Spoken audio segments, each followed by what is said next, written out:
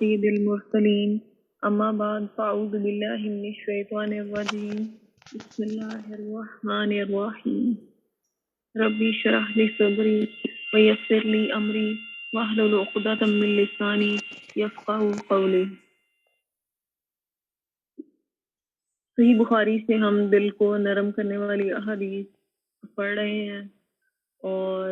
Last time ہم نے صحیح بخاری سے 6452 حدیث پڑھی تھی۔ آج ہم صحیح بخاری سے 6453 حدیث پڑھیں گے۔ ہم سے مسعود نے بیان کیا، کہا ہم سے یحییٰ قطان نے بیان کیا، ان سے اسماعیل بن ابی خالد نے، ان سے قیس نے بیان کیا، کہا کہ میں نے سعد بن ابی وقاص رضی اللہ تعالیٰ عنہ سے سنا، انہوں نے بیان کیا کہ میں سب سے پہلا عرب ہوں جس نے اللہ کے راستے میں تیر چلائے۔ ہم نے اس حال میں وقت گزارا ہے کہ جہاد کر رہے ہیں اور ہمارے پاس کھانے کی کوئی چیز حبلہ کے پتوں اور اس ببول کے سوا کھانے کے لیے نہیں تھی، اور بکری کی مینگنیوں کی طرح ہم پاخانہ کیا کرتے تھے۔ اب یہ بنو اسد کے لوگ مجھ کو اسلام سکھلا کر درست کرنا چاہتے ہیں، پھر تو میں بالکل بد نصیب ٹھہرا اور میرا سارا کیا کرایا اکارت گیا۔ تو مطلب یہ صحابی رسول ہیں، انہوں نے بیان کیا کہ مطلب جہاد جو ہے انہوں نے اس حال میں بھی کیا جب ان کے پاس کھانے کے لیے کچھ نہیں تھا، ببول جو کہ انتہائی جس کو ہم شاید کھا بھی نہیں سکتے، اور حبلہ کے پتوں اور ببول کے علاوہ ان کے پاس کھانے کے لیے کچھ نہیں تھا، لیکن اس کے باوجود انہوں نے اللہ کے راستے میں جہاد کیا۔ اور مطلب کچھ لوگ ان کو شاید اپنے راستے پہ لانا چاہتے تھے، تو انہوں نے فرمایا کہ اگر یہ مجھ پہ اسلام سکھلا کر درست کرنا چاہتے ہیں تو پھر میں بالکل بد نصیب ٹھہرا، اور یہ سارا جو ان کی ایفرٹس تھیں وہ ساری ضائع ہو گئے۔ نیکسٹ حدیث صحیح بخاری 6454،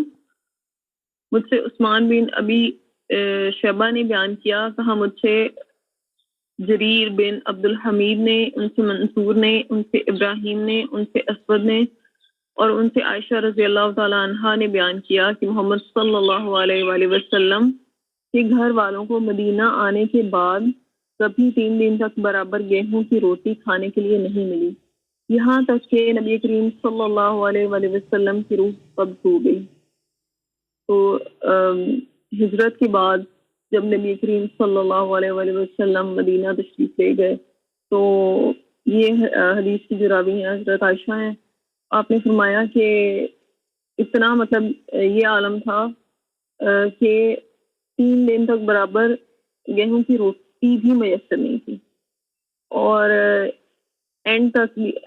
بھی مطلب آپ کا طرز زندگی یہ اتنا ہی سادہ تھا کہ آپ کا انتقال بھی ہو گیا اور آپ اس دنیا سے تشریف لے گئے، لیکن ایسا نہیں ہوا کہ کبھی آپ کے دسترخوان پر سے 10 ڈشز بنی ہوں، یا اس طرح سے بہت سادہ اور سمپل۔ نیکسٹ حدیث صحیح بخاری حدیث نمبر 6455، اس حدیث کی راوی بھی حضرت عائشہ ہیں۔ حضرت عائشہ رضی اللہ تعالیٰ عنہا نے بیان کیا کہ نبی کریم صلی اللہ علیہ وآلہ وسلم کے گھرانہ نے اگر کبھی ایک دن میں 2 مرتبہ کھانا کھایا تو ضرور اس میں ایک وقت صرف کھجوریں ہوتی تھیں۔ تو لاسٹ حدیث میں ہم نے پڑھا کہ 3 دن تک مسلسل گیہوں کی روٹی نہیں ملی، یہاں تک کہ آپ اس دنیا سے چلے گئے، اور اس میں یہ ہے کہ اگر دن میں صرف 2 مرتبہ کھانا اگر کھایا تو اس میں صرف ایک وقت کھجوریں ہوتی تھیں، جسٹ ڈیٹس۔ نیکسٹ حدیث 6456، یہ بھی حضرت عائشہ سے وہ راوی ہیں اس حدیث کی۔ حضرت عائشہ رضی اللہ تعالیٰ عنہا نے بیان کیا کہ نبی کریم صلی اللہ علیہ وسلم کا بستر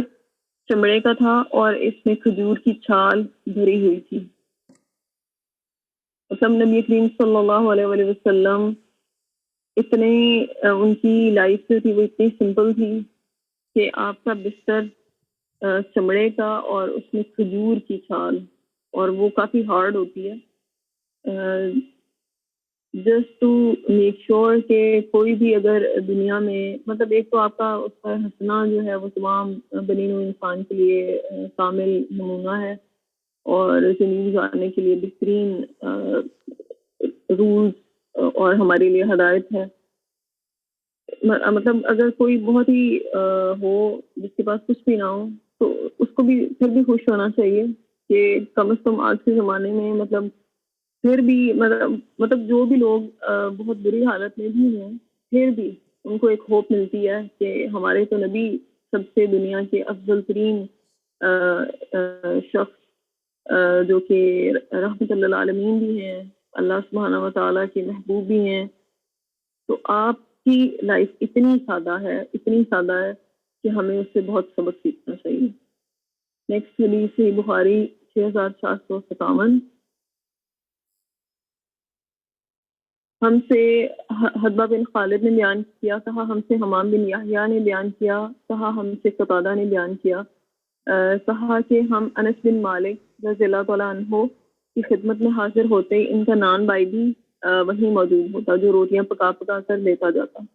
انس رضی اللہ تعالیٰ عنہ لوگوں سے کہتے کہ کھاؤ، میں نے کبھی نبی کریم صلی اللہ علیہ وآلہ وسلم کو پتلی روٹی کھاتے نہیں دیکھا، اور نہ نبی کریم صلی اللہ علیہ وآلہ وسلم نے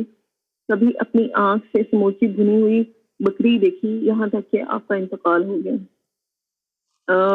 یہ سیم مطلب آپ کا سمپل طرز زندگی کو ہی اس کے بارے میں ڈفرینٹ حدیث ہیں جو کہ آج ہم پڑھ رہے ہیں. تو اس میں بھی آپ کی سمپل لائف سٹائل کے بارے میں ہے کہ آپ ہمیشہ جو ہے وہ کبھی پتلی روٹی نہیں کھاتے تھے، اور نہ کبھی آپ نے فل مطلب وہ جو بکری ہے وہ نہ دیکھی یہاں تک کہ آپ کا انتقال ہو گیا. تو نیکسٹ حدیث صحیح بخاری 6458. حضرت عائشہ رضی اللہ تعالیٰ عنہا نے بیان کیا، ہمارے اوپر ایسا مہینہ بھی گزر جاتا تھا کہ چولہا نہیں جلتا تھا، صرف کھجور اور پانی ہوتا تھا. ہاں اگر کبھی کسی جگہ سے کچھ تھوڑا سا گوشت آ جاتا تو اس کو بھی کھا لیتے تھے. تو مطلب یہ ساری مطلب بہت ہی سادہ آپ کی طرز زندگی ہے، اور کوئی بھی ایسا مہینہ بھی گزر جاتا چولہا نہیں جلتا تھا. مطلب نیکسٹ حدیث میں ہم پڑھیں گے تو اس میں بھی اس سے ہی کچھ ملتی جلتی حدیث ہے. صحیح بخاری 6759. ام المؤمنین حضرت عائشہ رضی اللہ تعالیٰ عنہ نے بیان کیا، انہوں نے عروہ سے کہا بیٹے ہم 2 مہینوں میں 3 چاند دیکھ لیتے ہیں، اور رسول اللہ صلی اللہ علیہ وآلہ وسلم کی بیویوں کے گھروں میں چولہا نہیں جلتا تھا. میں نے پوچھا پھر آپ لوگ زندہ کس چیز پر رہتی تھیں؟ بتلایا کہ صرف 2 کالی چیزوں پر، کھجور اور پانی. ہاں نبی کریم صلی اللہ علیہ وآلہ وسلم کے کچھ انصاری پڑوسی تھے جن کے یہاں 2 دہیل اونٹنیاں تھیں، وہ اپنے گھروں سے نبی کریم صلی اللہ علیہ وآلہ وسلم کے لیے دودھ بھیجتے تھے اور آپ ہمیں وہی دودھ پلا دیتے. تو مطلب یہ نبی ایک ہے کھجوروں کو پانی کے اندر بھگو کے رکھتے ہیں تو مطلب وہ بھی ایک بن جاتی ہے ڈش سمجھ لیں. تو وہی اس سے ریلیٹ کیا گیا ہے کہ کھجور اور پانی مطلب. تو یہ وہ چیزیں تھیں جو کہ آپ صلی اللہ علیہ وسلم اور ازواج مطہرات کھانے کے لیے استعمال کرتے تھے، اور مہینوں تک چولہا بھی کبھی کبھی نہیں جلتا تھا. تو جو انصاری پڑوسی تھے کچھ وہ آپ کے لیے دودھ ہدیہ بھیج دیتے تھے اور گفٹ کے طور پہ، تو آپ صلی اللہ علیہ وسلم وہی دودھ اپنے گھر میں استعمال کراتے ہیں. تو اللہ تعالیٰ ہمیں آپ صلی اللہ علیہ وسلم کی زندگی سے انسپریشن حاصل کرنے کی توفیق دے، اور ہمیں ہمارا بھی طرز زندگی اتنا ہی سادہ ہو، کیونکہ ہر چیز جو بھی ہم یوز کرتے ہیں اس کا ہم نے حساب دینا ہے، اور اللہ تعالیٰ ہمارے لیے اس چیز کو آسان کریں اور ہمیں اپنا لائف اسٹائل آپ صلی اللہ علیہ وسلم کی اسماء حسنہ کے مطابق گزارنے کی توفیق دیں. جزاک اللہ. آمین بجاہ النبی الامین صلی اللہ تعالیٰ علیہ وآلہ وسلم. جزاک اللہ خیرہ. آگے ہم اپنے تفسیر کے سیشن کو کنٹینیو کرتے ہیں.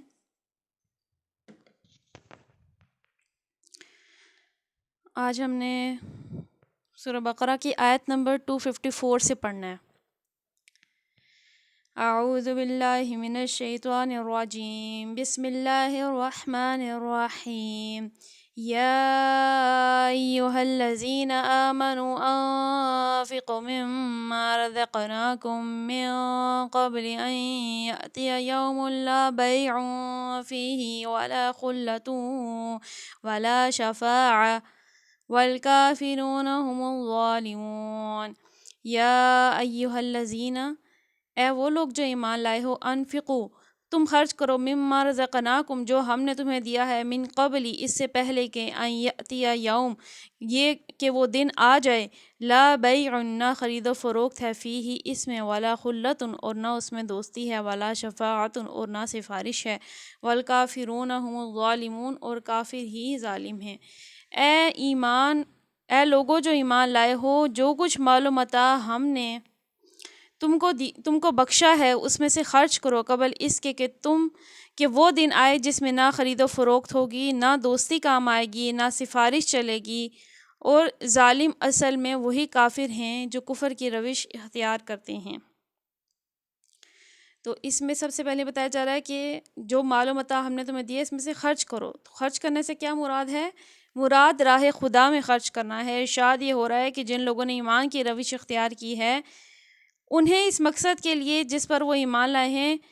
مالی قربانیاں برداشت کرنی چاہیے. تو پیچھے جو ہے طالوت اور جالوت کے مقابلے کا بیان تھا، اور اس میں یہ کہ اللہ کی راہ میں یعنی کہ اپنی جانی و مالی قربانی پیش کرنا. تو یہاں پہ جو ہے مال کا تذکرہ ہے کہ اس سے پہلے کہ تمہیں موت آ جائے، یا وہ دن آ جائے کہ جس میں خرید و فروخت نہیں ہوگی، یعنی قیامت کا دن آ جائے، نہ کوئی دوستی سفارش ہوگی، تو تم کیا کرو کہ تم اللہ کی راہ میں خرچ کرو. تو اللہ کی راہ میں خرچ کرنا اللہ کے دین کے لیے خرچ کرنے میں بھی آتا ہے، جیسے کہ ہم پڑھ رہے تھے جہاد کا تذکرہ. اس کے علاوہ جو ہے آپ اللہ کے دین کو کہیں بھی پھیلانے کے لیے، کہیں مسجد بنانے کے لیے، کہیں کوئی بھی نیک عمل کرانے کے لیے آپ دیں، حتیٰ کہ آپ اپنے گھر والوں پر بھی خرچ کریں اللہ تعالیٰ کی رضا پانے کے لیے، تو وہ بھی صدقہ ہو جاتا ہے، وہ بھی اللہ تعالیٰ کے راستے میں خرچ کرنا ہے. تو یہ تمام چیزیں راہ خدا میں خرچ کرنے میں آتی ہیں، اور مسلمانوں پہ صدقہ و خیرات کرنا اور زکوٰۃ اپنی ادا کرنا، یہ سب چیزیں راہ خدا میں خرچ کرنے میں آتی ہیں. تو فرمایا جا رہا ہے کہ جلدی کر لو اس سے پہلے کہ وہ دن آ جائے کہ جسٹ اس دن تم جو ہے کوئی تمہارے کام نہ آئے، نہ تمہارا کوئی دوست تمہارے کام آئی نہیں. انسان کیا کرتا ہے؟ فضول خرچیاں کرنے کی وجہ یہی ہوتی ہے کہ وہ یا تو یہ کہ وہ ایسے دوست ہوتے ہیں جن کے ساتھ وہ اپنا جو ہے مال فضولیات میں جو ہے اڑا دیتا ہے، اور یا تو یہ کہ انسان جمع کرتا رہتا ہے کہ میں بعد میں اس کو استعمال کروں گا، لیکن اس سے پہلے اس کو موت آ جاتی ہے. تو اس لیے بتایا جا رہا ہے کہ وہ وقت اس سے پہلے کہ آ جائے تو تم اللہ کی راہ میں جلدی جلدی مال خرچ کر لو. اور پھر کیا فرمایا کہ اصل ظالم وہی ہیں جو کفر کی روش اختیار کرتے ہیں. یہاں کفر کی روش اختیار کرنے والے سے مراد یا تو وہ لوگ ہیں جو خدا کے حکم کے اطاعت سے انکار کریں اور اپنے مال کو اس کی خوشنودی سے عزیز تر رکھیں، یا وہ لوگ ہیں جو اس دن پر اعتقاد نہ رکھتے ہوں جس کے آنے کا خوف دلایا جا رہا ہے، یا پھر وہ لوگ ہیں جو اس خیال خام میں مبتلا ہیں کہ آخرت میں انہیں کسی نہ کسی طرح نجات خرید لینے کا اور دوسری و سفارش سے کام نکال لینے کا موقع حاصل ہو جائے گا. تو اس میں کئی سارے لوگ آ جاتے ہیں کہ ظالم کون ہے؟ یا تو وہ ہیں جو لوگ سمجھتے ہیں کہ کسی کی دوستی و سفارش کی وجہ سے ہم تو بخشے آئے، ہم جنت میں چلے جائیں گے، یعنی غلط عقائد کا بھی اس میں آ جاتا ہے جیسے یہودیوں کے تھے، یا اگر مسلمانوں میں بھی کسی کے ایسے عقیدے ہیں کہ فلانے کی دوستی یا فلانے کے سفارش ہونے سے میں بخشا جاؤں گا اور خود کوئی عمل نہ کرے، تو فرمایا وہی لوگ تو ظالم ہیں جو اس طرح کی روش اختیار کرتے ہیں. اس کے علاوہ وہ لوگ بھی ہو سکتے ہیں جو اللہ تعالیٰ کی اطاعت سے انکار کرتے ہیں، یعنی جو کافر ہیں. اور وہ لوگ بھی ہو سکتے ہیں جو اپنا مال جمع کر کے رکھتے ہیں، یعنی کئی لوگ ایسے ہیں جن کو زکوٰۃ کے بارے میں جو ہے علم ہوتے ہوئے بھی وہ اللہ کی راہ میں اپنی زکوٰۃ نہیں نکالتے، تو وہ بھی ظالموں میں سے ہیں کہ وہ اپنے مال کو عزیز تر رکھ لیں، حالانکہ یہی جو مال ہے جسے وہ جمع کر رہے ہیں وہی سانپ بن کے ان کو ڈسے گا، یا تو ان کی قبر میں یا جو ہے قیامت کے گڑھوں میں، دوزخ کے گڑھوں میں۔ تو اس لیے اللہ تعالیٰ سے پناہ مانگنی چاہیے، اپنے فرض تو کم از کم ہمیں پوری اس کے ساتھ ادا کرنا چاہیے، اور اس کے علاوہ ہمیں زیادہ سے زیادہ خدا کی راہ میں جو نفلی صدقات ہیں وہ کرنے چاہیے۔ اس کی برکتیں بہت ساری ہیں، خدا کی راہ میں آپ نفلی صدقہ کریں تو وہ آپ کو قبر کی گرمی سے بچاتا ہے، عمر کو بڑھاتا ہے، مصیبتوں کو دور کرتا ہے، یعنی کئی ساری برکتیں ہیں اللہ تعالیٰ کی راہ میں صدقہ کرنے کی۔ تو اللہ تعالیٰ ہمیں کثرت سے صدقہ کرنے والوں میں شامل فرمائے۔ آیت نمبر 255، اللہ لا الہ الا هو الحی القیوم لا تأخذه سنة ولا نوم له ما في السماوات وما في الأرض من ذا الذي يشفع عنده إلا بإذنه يعلم ما بين أيديهم وما خلفهم ولا يحيطون بشيء من علمه إلا بما شاء وسع كرسيه السماوات والأرض ولا يؤوده حفظهما وهو العلي العظيم۔ اللہ لا الہ الا ہو، اللہ وہ جس کے سوا کوئی معبود نہیں، الحی القیوم جو زندہ ہے، تھامنے والا ہے، لا تأخذہ سنۃ ولا نوم، نہ اسے اونگ آتی ہے نہ نیند، لہو ما فی السماوات و ما فی الارض، اسی کا ہی ہے جو کچھ آسمان میں ہے اور جو کچھ زمین میں ہے، من ذا الذی یشفع عندہ الا باذنہ، کون ہے جو اس کے یہاں سفارش کرے اس کی اجازت کے بغیر، یعلم ما بین ایدیہم، جانتا ہے جو کچھ ان کے سامنے ہے، وما خلفہم، جو کچھ ان کے پیچھے ہے، ولا یحیطون بشیء من علمہ، اور وہ احاطہ نہیں کر سکتے اس کے علم میں سے کسی چیز کا، الا بما شاء، مگر جتنا وہ چاہے، وسع کرسی السماوات والارض، اس کی کرسی میں زمین و آسمان میں، اس کی زمین و آسمان اس کی کرسی میں سمائے ہوئے ہیں، ولا یؤودہ حفظہما، اور نہیں تھکاتی اس کو ان کی حفاظت، وہو العلی العظیم، اور وہ بہت بڑا مرتبے والا، عظمت والا ہے۔ اللہ وہ زندہ و جاوید ہستی جو تمام کائنات کو سنبھالے ہوئے ہے، اس کے سوا کوئی خدا نہیں ہے، نہ وہ سوتا ہے نہ اسے اونگ لگتی ہے، آسمان اور زمین میں جو کچھ ہے اسی کا ہے، کون ہے جو اس کی جناب میں اس کی اجازت کے بغیر سفارش کر سکے، جو کچھ بندوں کے سامنے ہے اسے بھی وہ جانتا ہے، جو کچھ ان سے اوجل ہے اس سے بھی وہ واقف ہے، اور اس کی معلومات میں سے کسی چیز، کوئی چیز ان کی گرفت دارک میں نہیں آ سکتی، الا یہ کہ کسی چیز کا علم وہ خود ہی ان کو دینا چاہے، اس کی حکومت آسمان و زمین پر چھائی ہوئی ہے، ان کی نگہبانی اس کے لیے کوئی تھکا دینے والا کام نہیں ہے، بس وہی ایک بزرگ و برتر ذات ہے۔ تو یہ آیت عظیم آیت ہے جسے آیت الکرسی کہا جاتا ہے، اور اس کی بہت ساری فضیلتیں جو ہیں احادیث میں بیان ہوئی ہیں کہ جو شخص جو ہے ہر نماز کے بعد، ہر فرض نماز کے بعد آیت الکرسی پڑھے گا تو جب وہ مرے گا تو اس کا ایک پاؤں دنیا میں ہوگا، دوسرا پاؤں جنت میں ہوگا، اور جو شخص رات کو آیت الکرسی پڑھ کے سوتا ہے تو ایک فرشتہ تمام رات اس کی حفاظت کرتا ہے، اور بہت ساری اس کی فضیلتیں ہیں آیت الکرسی کی حدیث مبارکہ کی روشنی میں۔ تو اس کی تفسیر ہم پڑھتے ہیں، اس سے پہلے یہ کہ الحمدللہ ہمارا کل جو ہے ہمارا 3rd پارہ شروع ہو گیا تھا، 2 ہمارے جز کمپلیٹ ہو چکے ہیں، اور 3rd تلک رسول والی آیت سے ہمارا شروع ہو گیا تھا، تو آج ہی ہم تیسرے پارے کی آیتیں پڑھ رہے ہیں۔ تو اللہ تعالیٰ ہمیں کمپلیٹ جو ہے قرآن کو سمجھنے اور اس سے جو ہے علم حاصل کرنے اور اس پہ عمل کرنے کی توفیق عطا فرمائے۔ آئیے اس آیت الکرسی کا ہم جو ہے تفسیر پڑھتے ہیں۔ سب سے پہلے اللہ وہ زندہ و جاوید ہستی ہے جو کائنات کو سنبھالے ہوئے ہے، اس کے سوا کوئی خدا نہیں ہے، یعنی نادان لوگوں نے اپنی جگہ چاہے کتنے ہی خدا اور معبود بنا رکھے ہوں، مگر اصل واقعہ یہ ہے کہ خدائی پوری کی پوری بلا شرکت اس غیر فانی ذات کی ہے، جو کسی کی بخشی ہوئی زندگی سے نہیں بلکہ اپنی ہی حیات سے زندہ ہے، جس کے بل بوتے پر ہی کائنات کا یہ سارا نظام قائم ہے۔ اپنی سلطنت میں خداوندی کے جملے اختیارات کا مالک وہ خود ہی ہے، کوئی دوسرا اس کی سلطنت میں، اس کی صفات میں اس کا شریک نہیں ہے، نہ اس کے اختیارات میں، نہ اس کے حقوق میں، لہٰذا اس کو چھوڑ کر اس کے ساتھ شریک ٹھہرا کر آسمان و زمین میں کہیں بھی کسی اور معبود کو الہ بنایا جا رہا ہے، ایک جھوٹ گھڑا جا رہا ہے اور حقیقت کے خلاف جنگ جاری کی جا رہی ہے۔ تو کوئی بھی مذہب دیکھ لیں جو کہ اسلام کے علاوہ کوئی بھی ہے، تو اس میں مسئلہ یہی ہے، پرابلم اس کے ساتھ یہی ہے اس مذہب کے ساتھ کہ اس میں شرک ہے۔ اب آپ اگر یہودیوں کا دیکھیں، عیسائیوں کا دیکھیں، کہیں پہ حضرت عیسیٰ علیہ السلام کے ساتھ ان کا شرک ہے، اور کہیں پہ حد سے زیادہ بڑھا دیا، کہیں پہ حد سے کم کر دیا، کہیں پہ نبیوں کا انکار ہے۔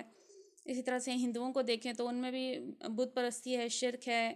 جو بدھا ہوتے ہیں، جو چائنیز اور ان میں اکثر ہوتے ہیں، ان میں بھی شرک ہے، وہ بت کو مانتے ہیں، بدھا کو مانتے ہیں۔ اور کہیں کسی بھی آپ مذہب میں چلے جائیں، خرابی اس میں یہی ہے کہ اس کا عقیدہ توحید درست نہیں ہے۔ انہوں نے اللہ کے ساتھ جو ہے اور اپنے مددگار اور پوجنے والے بنا رکھے، جن کی وہ عبادت بھی کرتے ہیں اور ان سے دعا بھی مانگتے ہیں۔ تو مسئلہ یہی ہے، یہیں سے بیس شروع ہوتی ہے کہ خدائی ساری اللہ کے لیے ہے، وہ اکیلا بادشاہ ہے، اس کا کہیں بھی جو ہے کوئی اس کا شریک نہیں ہے، نہ اس کی ذات میں، نہ صفات میں، نہ اس کے اختیارات میں، نہ اس کے حقوق میں، تمام حقوق اسی کے پاس ہیں۔ ہاں، اس نے اپنی سلطنت میں سے کام پہ لگایا ہوا ہے، جیسے مثال کے طور پہ اس نے فرشتوں کو کام پہ لگایا ہوا ہے، فرشتوں کو ڈیفرنٹ ڈیوٹیز پہ معمور کیا، لیکن اس کا مطلب یہ نہیں ہے کہ ہم فرشتوں کی عبادت شروع کر دیں یا ہم فرشتوں کو دعا کے لیے وہ کرنا شروع کر دیں، نہیں، ایسا بالکل بھی نہیں ہے۔ تو جو باطل عقیدے ہوتے ہیں، جیسے ہمارے ہاں بھی کچھ ہیں اس طرح کے، جس میں یہ ہے کہ آپ غیر اللہ کو پکار سکتے ہیں، ان سے مانگ سکتے ہیں کیونکہ وہ زندہ ہیں۔ تو زندہ تو پھر فرشتے بھی ہیں، وہ بھی کائنات کے انتظام بھی کرتے ہیں، تو ہم ان سے کیوں نہیں دعا مانگتے؟ تو اس لیے اس عقیدے کو اپنا کلیئر رکھنا چاہیے کہ اللہ کے سوا بھلے کوئی زندہ ہو، اس کی کوئی ڈیوٹی بھی لگی ہو، تب بھی آپ ان کو نہیں پکار سکتے۔ آگے فرمایا جا رہا ہے، نہ وہ سوتا ہے، نہ اسے اونگ لگتی ہے۔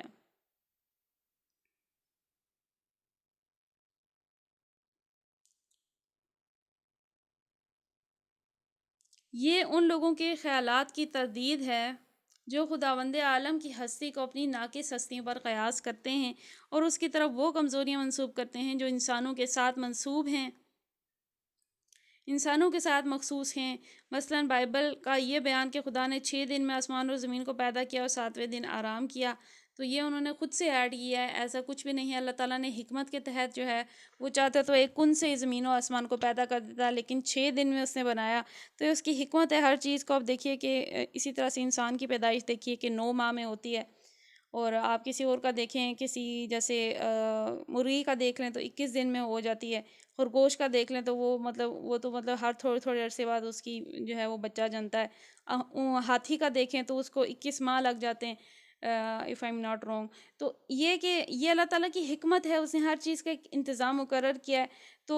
کچھ لوگوں نے جو ہے اللہ تعالیٰ کے ساتھ اس طرح کی باتیں منسوخ کی، جیسے بائبل میں انہوں نے خود سے یہ ایڈ کر دیا کہ 6 دن اس نے بنایا، 7ویں دن اس نے آرام کیا، معاذ اللہ عز و جل، استغفر اللہ۔ تو اس طرح کی باتیں، یعنی جو انسانوں کے ساتھ تھکتا انسان ہے، وہ مالک ہے، تمام کائنات کا بنانے والا ہے، وہ کن سے کچھ بھی کر سکتا ہے، ہر چیز پہ وہ پوری قدرت رکھتا ہے۔ اسی طرح سے جو اس میں یہاں خصوصیت کے ساتھ بیان کیا گیا ہے کہ نہ وہ سوتا ہے، نہ اس کی آنکھ لگتی ہے، یعنی وہ کسی لمحے بھی غافل نہیں ہے۔ انسان غافل ہو جاتا ہے جب ہم سو رہے ہوتے ہیں، تو ہم بالکل اپنے حال سے غافل ہوتے ہیں، ہمیں معلوم بھی نہیں ہوتا اپنے حال احوال کا، ہم کہاں ہیں، کیا ہیں، ہم غافل ہو جاتے ہیں۔ تو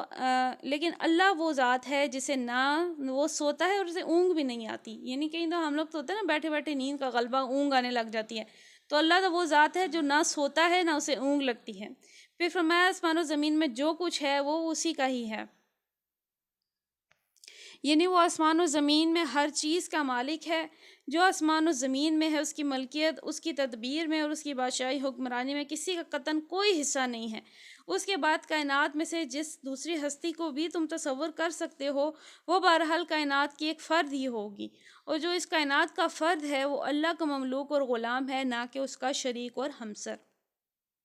تو اللہ کی شریک یا اس کا ہمسر کوئی بھی نہیں ہے۔ جو کچھ بھی آسمان و زمین میں ہے سب اسی کا ہی ہے، مطلب انبیاء اور رسول بھی اسی کے ہی ہیں، سب اسی کی طرف سے ہے، سب کا وہ مالک ہے، اور اس کے پھر برابر کا کوئی کیسے ہو سکتا ہے۔ آگے بیان کیا جا رہا ہے کہ کون ہے جو اس کی جناب میں اس کی اجازت کے بغیر سفارش کرے، یہ ان مشرکین کے خیالات کا ابطال ہے جو بزرگ انسانوں یا فرشتوں یا دوسری ہستیوں کے متعلق یہ گمان رکھتے تھے کہ خدا کے ہاں ان کا بڑا زور چلتا ہے، جس بات پر یہ اڑ بیٹھے ہیں وہ منوا کر چھوڑتے ہیں اور جو کام چاہیں خدا سے لے سکتے ہیں۔ انہیں بتایا جا رہا ہے کہ زور چلانا تو درکنار کوئی بڑے سے بڑا پیغمبر اور کوئی مقرب ترین فرشتہ اس بادشاہ ارض و سما کے دربار میں بلا اجازت زبان تک کھولنے کی جرت نہیں رکھتا۔ تو جو اس طرح کے عقیدے رکھتے ہیں کہ فلانے کے ساتھ بس نسبت ہو جاؤ یا بیعت کر لو تو بس بخشش ہی بخشش ہے، تو یہاں تو بتایا جا رہا ہے کہ قیامت کے دن جو ہے جب انسان کھڑے ہوں گے تو اللہ تعالیٰ سے اس کی اجازت کے بغیر کوئی منہ بھی نہیں کھول سکے گا، یعنی جب تک اللہ تعالیٰ اذن نہ دے، اللہ تعالیٰ اجازت نہ دے، تو کیا بتایا جا رہا ہے کہ اس کی جناب میں کوئی سفارش نہیں کر سکے گا کہ اس کے لیے کون ہے جو ایسا کر سکے، ایسا کسی کی ضرورت نہیں ہوگی۔ اور جو کچھ بندوں کے سامنے ہے اسے بھی جانتا ہے، جو کچھ ان سے اوجھل ہے اس سے بھی واقف ہے، یعنی اب وہ ہر غیب و حاضر کا جاننے والا ہے، غائب و حاضر کا جاننے والا ہے، اسے کچھ بھی چھپا نہیں ہے، اس کی معلومات میں سے کوئی چیز اس کی گرفت و دارک میں نہیں آ سکتی، لا یہ کہ کسی چیز کا علم وہ خود ہی ان کو دے دے۔ اس آیت کی تفسیر پڑھتے ہیں۔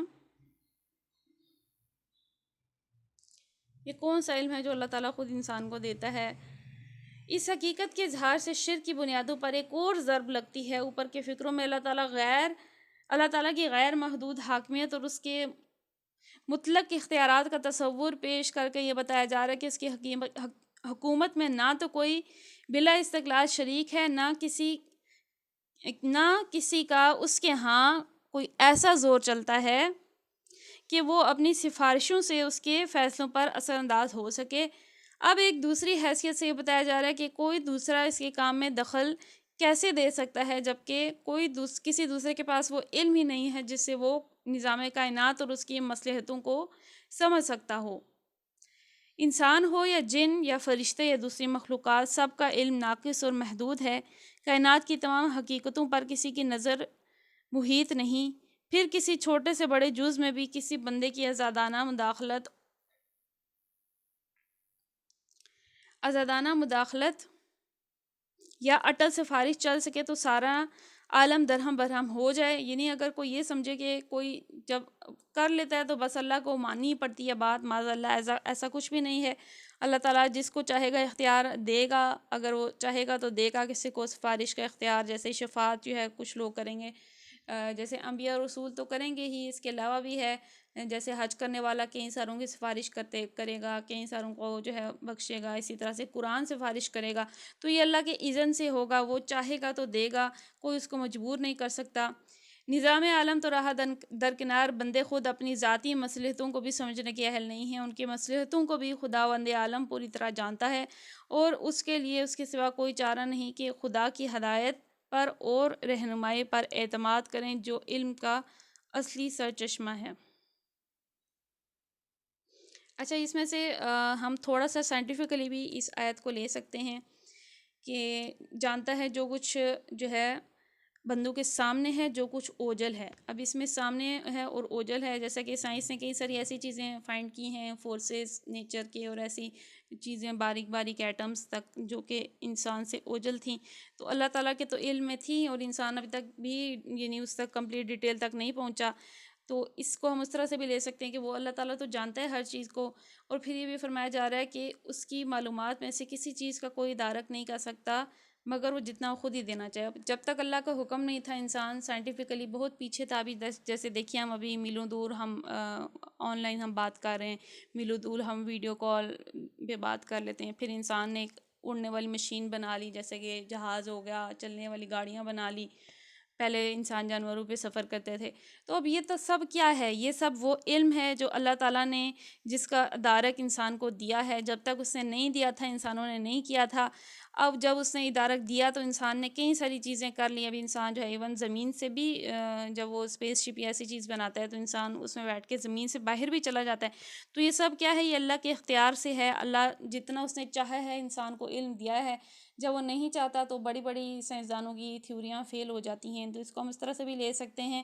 کہ انسان کو جو ہے جب تک اللہ چاہتا ہے تو کسی چیز کو اس کے لیے یعنی مسخر کر دیتا ہے، تو انسان جو ہے بڑی بڑی ڈسکوریز کرتا ہے، بڑے بڑے کام کر لیتا ہے، اور یہ کہ جتنا وہ دینا چاہتا ہے اتنا وہ علم دیتا ہے، اور وہ یہ سب اس کے حکم سے ہوتا ہے۔ پھر آگے فرمایا جا رہا ہے اس کی حکومت آسمانوں اور زمینوں پر چھائی ہوئی ہے۔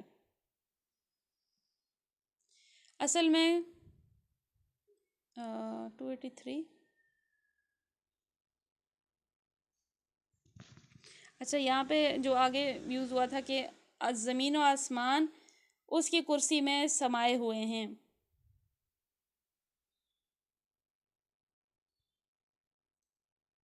زمین و آسمان اس کی کرسی میں سمائے ہوئے ہیں، تو یہ کرسی کیا ہے جو یہ ورڈ اس آیت میں استعمال ہوا ہے جس کی وجہ سے اسے آیت الکرسی کہا جاتا ہے؟ اصل میں لفظ کرسی استعمال ہوا ہے جسے بالعموم حکومت و اقتدار کے لیے استعارے کے طور پر بولا جاتا ہے۔ اردو زبان میں بھی اکثر کرسی کا لفظ بول کر حاکمانہ اختیارات مراد لیتے ہیں۔ تو کرسی سے جو مراد ہے وہ یہ کہ اس کی کرسی زمین و آسمان پہ چھائی ہوئی ہے۔ ایک تو یہ کہ کیا فزیکلی کوئی کرسی ہے، دوسرا یہ بھی ہو سکتا ہے کہ کیا کرسی سے مراد اس کا اقتدار ہے، جیسے ہم کہتے ہیں نا وزیر اعظم کی کو کرسی ملی ہوئی ہے۔ اب کوئی ایکچولی کوئی بڑی سی کرسی بادشاہ والی تو نہیں ملی ہوئی، کرسی سے مراد یہ ہے کہ اس کو اختیار ملا ہوا ہے، اس کو اقتدار ملا ہوا ہے۔ تو ایسے ہی اللہ تعالیٰ کا اقتدار کہاں پہ ہے؟ جیسے ہوتا ہے کسی کا ایک ملک پہ ہوتا ہے، علاقے پہ ہوتا ہے، لیکن جیسے کسی کا جو ہے اختیار تھوڑا بڑے پیمانے پہ ہوتا ہے، تو اس طرح سے اللہ کا جو اختیار ہے آسمان و زمین اس کی کرسی میں سمائے، یعنی پورے آسمان و زمین پہ ہر مخلوقات پہ، تمام کائنات پہ اس کا اختیار ہے، تو اس کی کرسی زمین و آسمان پہ چھائی ہوئی ہے۔ تو اس میں کرسی کا جو ورڈ ہے یہاں پہ انہوں نے صرف اس کو دوسری ٹرمز میں ہی ایکسپلین کیا ہے، جبکہ کئی ساری حدیثیں ہیں جس میں اس کو فزیکلی بھی کہا گیا ہے کہ فزیکلی بھی وہ کرسی ہے، کیونکہ احادیثیں ہیں جن کا مفہوم کچھ یوں ہے کہ تمام زمین و آسمان، زمین، تمام زمینیں، آسمان، ساتوں آسمان، وہ تمام اللہ تعالیٰ کی کرسی کے آگے ایسے ہیں جیسا کہ ایک انگوٹھی جو کہ ایک صحرا میں کہیں پڑی ہوئی ہے، تو ایک انگوٹھی لے کے پھینک دیں کہیں صحرا میں، آپ کو ملے گی بھی نہیں۔ تو ایسے جو ہے وہ جو انگوٹھی ہے اور وہ اس کی مثال ہے جیسا کہ وہ تمام زمینوں اور ساتوں آسمان ہیں، اور وہ جو صحرا ہے اتنا بڑا وہ اللہ کی کرسی ہے۔ تو اس طرح سے مثال بیان کی جاتی ہے کہ اللہ کی کرسی کتنی بڑی ہے، کتنی بلند ہے، اور پھر اللہ کا عرش جو ہے وہ اس کی کرسی سے بھی بڑا ہے۔ تو اس کو ہم جو ہے اس طرح سے بھی لے سکتے ہیں کہ وہ فزیکل، یعنی فزیکلی جو ہے وہ موجود ہے۔ آگے آیت نمبر آگے اس کا آخری حصہ ہے، اس کی نگہبانی آسمان و زمین پر چھائی ہوئی ہے، اس کی نگہبانی اس کے لیے کوئی تھکا دینے والا کام نہیں، وہی بزرگ اور برتر ذات ہے۔ یہ آیت آیت الکرسی کے نام سے مشہور ہے، اور اللہ تعالیٰ کی اس میں ایسی مکمل معرفت بخشی گئی ہے جس کی نظیر کہیں نہیں ملتی۔ اس بنا پر حدیث میں اس کو قرآن کی سب سے افضل آیت قرار دیا گیا ہے۔ اس مقام پر یہ سوال پیدا ہوتا ہے کہ یا خداوند عالم کی ذات و صفات کا ذکر کس مناسبت سے آیا ہے؟ اس کو سمجھنے کے لیے ایک مرتبہ اس تقریر پر نگاہ ڈال لیجئے جو رکوع سے 32 سے چل رہی ہے۔ پہلے مسلمانوں کو دین حق کے قیام کی راہ میں جان و مال قربان کرنے، جان و مال سے جہاد کرنے پر اکسایا گیا ہے، اور ان کمزوریوں سے بچنے کی تاکید کی گئی ہے جن میں بنی اسرائیل مبتلا ہو گئے۔ پھر یہ حقیقت سمجھائی گئی ہے کہ فتح و کامیابی کا مدار تعداد اور ساز و سامان کی کثرت پر نہیں بلکہ ایمان اور صبر و ضبط اور پختگی عزم پر ہے۔ پھر جنگ کے ساتھ اللہ تعالیٰ کی جو حکمت وابستہ ہے اس کی طرف اشارہ کیا گیا، یعنی یہ کہ دنیا کا نظام برقرار رکھنے کے لیے انسانوں کا ایک گروہ کو دوسرے گروہ کے ذریعے سے دفع کرتا ہے، ورنہ ایک ہی گروہ کا غلبہ اقتدار کا دائمی پٹا مل جاتا تو دوسروں کے لیے جینا دشوار ہو جاتا۔ یعنی یہ تمام وہ چیزیں جو ہم ریوائز کریں جو پچھلے آیتوں میں ہم پڑھ چکے ہیں۔ پھر ایک شعبے کو دفع کیا گیا جو ناواقف لوگوں کے دلوں میں اکثر کھٹکتا ہے، وہ یہ کہ اللہ نے اپنے پیغمبر اختلافات کو مٹانے اور نزاعات کا سد باب کرنے کے لیے ہی بھیجے تھے، اور ان کی آمد کے باوجود نہ اختلافات مٹے نہ نزاعات ختم ہوئے، تو کیا اللہ ایسا بے بس تھا کہ ان خرابیوں کو دور کرنا چاہا اور نہ کر سکا؟ اس کے جواب میں بتا دیا گیا کہ اختلافات کو بجز روک دینا اور نوع انسانی کو ایک رستے پر بزور چلانا اس کی مشیت میں نہیں تھا۔ ٹھیک ہے، تو یہ وہ ہے جو چیزیں ہم نے کل پڑھی ہیں کہ اللہ تعالیٰ جو ہے خود اس نے یہ نہیں چاہا کہ تمام انسانوں کو وہ ہدایت دے دے یا سب اختلافات وہ ختم کر دے، بلکہ اس نے انسان کے فری ول پہ اس چیز کو چھوڑ دیا، حق کا راستہ واضح کر دیا ہے۔ تو ورنہ انسان کی کیا مجال ہے کہ اس کی مشیت کے خلاف چلتا پھر ایک فقرے میں اس مضمون کی طرف اشارہ کیا گیا جس میں تقریر کی ابتدا ہوئی تھی۔ اس کے بعد اب یہ اشارہ ہو رہا ہے کہ انسانوں کے عقائد و نظریات اور مسالک و مذہب خواہ کتنے ہی مختلف ہوں، بہرحال حقیقت نفس الامری جس پر آسمان و زمین کا نظام قائم ہے یہ ہے کہ جو اس آیت میں بیان کی گئی ہے۔ انسانوں کی غلط فہمیوں سے اس حقیقت میں ذرا برابر کوئی فرق نہیں آتا، مگر اللہ کا یہ منشا نہیں ہے کہ اس کے ماننے پر لوگوں کو زبردستی مجبور کیا جائے۔ جو اسے مان لے گا وہ خود ہی فائدے میں رہے گا، جو منہ موڑے گا وہ اپنا نقصان کرے گا۔ تو یہ کہ اللہ تعالیٰ نے انسان کو فری ول دی ہے۔ اب اس میں آیت میں تو نشانیاں بیان ہوئی ہیں،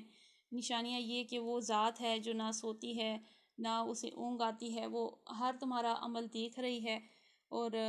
پھر یہ کہ اس کے سوا کوئی معبود نہیں ہے، جو کچھ ہے زمین و آسمان میں سب اسی کا ہے، سب اس کے مملوک اور بندے ہیں، اس کا کوئی شریک نہیں ہے، کوئی سفارش نہیں اس کے ہاں کر سکتا۔ وہ جانتا ہے جو کچھ ظاہر ہے، جو کچھ چھپا ہوا ہے، جتنا علم اس نے چاہا انسان کو دیا ہے۔ اس کی کرسی میں زمین و آسمان سمائے ہوئے ہیں، اور اس کی نگہبانی جو ہے اس کے لیے کوئی مشکل کام نہیں ہے۔ تو یہ وہ بلند ذات جو ہمارا رب ہے، جس نے ہم سب کو پیدا کیا ہے اور جس نے ہمیں جو ہے اس دنیا میں بھیجا ہے اور امتحان کے لیے بھیجا ہے، وقتی طور پہ بھیجا ہے۔ اس دنیا کو بھی اس نے فانی بنایا ہے، یعنی یہ دنیا تباہ ہو جانے والی ہے اور عنقریب ہم بھی اس سے ملنے والے ہیں۔ تو اللہ تعالیٰ سے دعا کرتے ہیں کہ ہم جب اس سے ملیں تو ہمیں جو ہے اپنے پیارے حبیب کی شفاعت نصیب فرمائے، ہمیں بخشے ہوں میں سے کرے، اور ہمیں اس دن کی سختیوں سے محفوظ فرمائے، اور جس دن ہم اس کے پاس جائیں تو وہ ہم سے راضی ہو۔ آمین بجاہ النبی الامین صلی اللہ تعالیٰ علیہ وآلہ وسلم۔ الصلاۃ والسلام علیک یا رسول اللہ، الصلاۃ والسلام علیک یا حبیب اللہ، سبحانک اللہم وبحمدک لا الہ الا انت استغفرک واتوب الیک۔ بسم اللہ الرحمن الرحیم وصلی اللہ علی محمد صلی اللہ تعالیٰ علیہ وآلہ وسلم۔ السلام علیکم ورحمۃ اللہ وبرکاتہ۔